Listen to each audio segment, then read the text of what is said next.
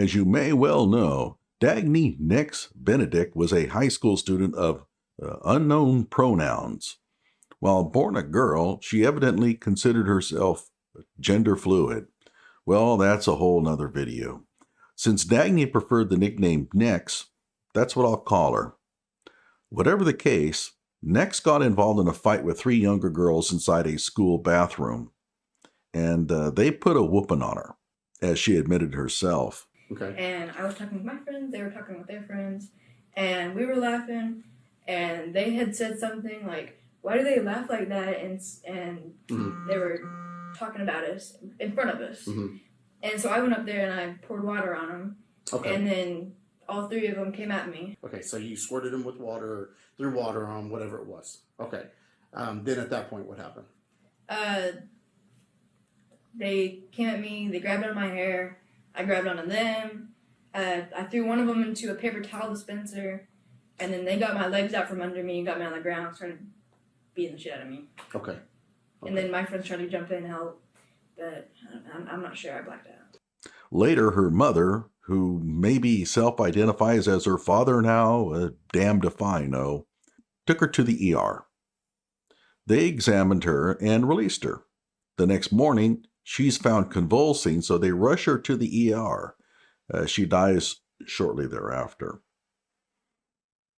The medical examiner has now released his report, indicating that she died of an overdose of Benadryl and Prozac.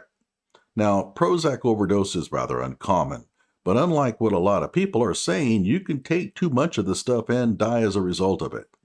Does the addition of Benadryl make the concoction more lethal? I've heard conflicting testimony on that answer. Regardless, if true, Nex's death would be technically a suicide, even if accidental. This news came as a major disappointment to the LGBTQ faithful, who were hoping that Nex was killed during the fight. I was severely criticized by one of my subscribers for even bringing up the possibility that Nex's death could be a suicide. Somehow, this would be disparaging to Nex's reputation. The reputations of the 3 girls involved in the fight evidently don't matter. Why is it preferable to have Nex's death come at the hands of others? Well, politics. Everyone loves a victim nowadays, and Nex would serve as the next horse vessel of the LGBTQ movement. For many of them, if they had the opportunity to alter the ME report to rule Nex's death a murder, they would have done so. The fact that 3 young girls would then be unfairly targeted by the justice system means nothing to them. I thought about cutting a video on the news of the ME's report yesterday, but figured I would sit on the news for a bit for the dust to clear. Such restraint is hard to find among those wanting the 3 girls strung up, however, as evidenced by this local clown who decided long ago that the school was involved in a murder cover-up. Let's wait for the evidence to come out, okay? Let's wait for the evidence to come out. The lawyers for Nex's family released some of the findings from the report, and one poster on Twitter, who seemed to have some considerable medical knowledge, indicated that the ME glossed over an important discovery that pointed to severe head trauma. Here's one tweet. ICU RN certified in both neuro and trauma. Focus on subgaleal hemorrhage. Extremely rare after infancy. Only way he developed this was trauma severe enough to split skull from galeal epineuritis. He 100% had severe head trauma, most likely skull fracture. Bet my life on it. So I did a little investigating, and I think I can comfortably now weigh in. Hello out there. I am trying to get through.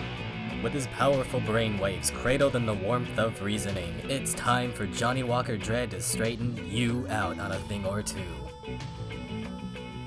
Emanating all the way from exciting Las Vegas, Oklahoma, it's the Johnny Walker Dread Show. I don't have a copy of the medical examiner's report, and I don't think that they have released it, but the Benedict family lawyer has culled from the report those tidbits he considers the most damning as far as murder charges go. So let's read it. This is from the Bibby Law Firm in Tulsa for immediate release, March 14th, regarding Nex Benedict. With each passing day, the numerous ongoing investigations surrounding Nex's untimely passing yield additional information. True. Yesterday, a summary report from the medical examiner was released, simply stating that Nex's death was caused by suicide.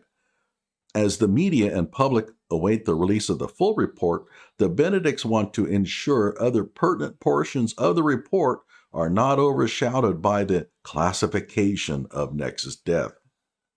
Rather than allow incomplete accounts to take hold and spread any further, the Benedicts feel compelled to provide a summary of those findings, which have not yet been released by the medical examiner's office, particularly those that contradict allegations of the assault on Nex being insignificant.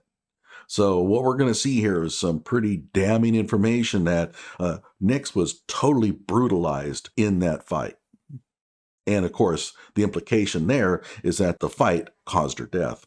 As outlined in the full report, the medical examiner found numerous areas of physical trauma over Nex's body that evidenced the severity of the assault. Specifically, the report notes, and here we go. Before we begin, note the header, no lethal trauma. Now, there are 3 subsections, A, B, and C. Subsection B refers to injuries caused by those brutes working for EMS. Subsection C refers to cuts on Nex's hands, but it says multiple healing linear injuries and scars. So these are cuts that have been on her hand before and were healing. Some people have said this is indicative of self-harm, cutting, who knows? And I don't think it's really fair to speculate like that. I mean, those could have been paper cuts or accidental cuts or whatever.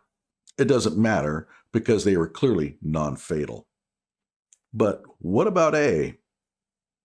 It says head and neck, 2 contusions, right orbital region, right scleral hemorrhage, 2 lacerations, 1/4 inch on each, right cheek and right external ear, 2 abrasions, right external ear and left cheek, scalp and subgaleal hemorrhages. Wow, man, that sounds scary. At least according to Twitter. But what does this mean in layman's terms? Let's go back. 2 contusions, right orbital region, right scleral hemorrhage. That's called a black eye. That's what it is. That's a black eye. We go on. 2 lacerations, 1/4 inch each. About this long. Right cheek and right external area. In other words, 2 tiny cuts that didn't require stitches. Okay, we have 2 abrasions, right external ear and left cheek. We call those scuffs. Scalp and subgaleal hemorrhages. This is the one that many latched onto. Subgaleal hemorrhage is relatively rare in adults. Some on Twitter have claimed that such bleeding can only arise from severe head trauma. But there is another way to sustain this injury. Let's take a look. This is a research article published in Acta Pediatrica. And let's scroll on down. Subgaleal hematoma, same thing as subgaleal hemorrhage, is a life-threatening condition characterized by the accumulation of blood in the space between the pericranium and the galea aponeurotica of the skull. Basically, those are just 2 layers of the scalp that have been separated by the rupture of the emissary veins. Blah, blah, blah. Okay. Let's go on down. In the vast majority of cases, it is observed in newborns more frequently as a catastrophic complication of instrumental delivery, like pulling with a vacuum or forceps. On the contrary, it is an extremely rare entity in the adult population and usually associated with severe head trauma and skull base fractures, coagulation disorders, and traumatic or abusive hair pulling. Now, the medical examiner didn't mention anything about a fracture.